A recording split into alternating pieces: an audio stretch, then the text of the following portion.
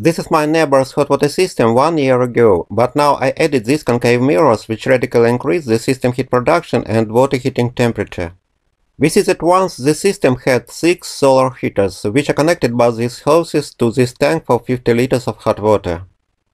Water circulation between the tank and the solar heaters takes place without a pump due to the phenomenon of gravitational circulation of water.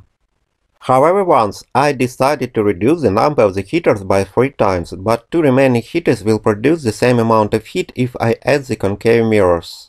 Therefore now the system needs only 2 heaters, and here we see spot of solar radiation which increases the heat production and water heating temperature.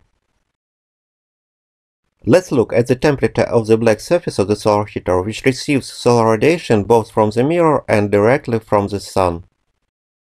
We see that the solar radiation hits the black steel sheet to a temperature of 100 degrees Celsius when the ambient temperature was 9 degrees.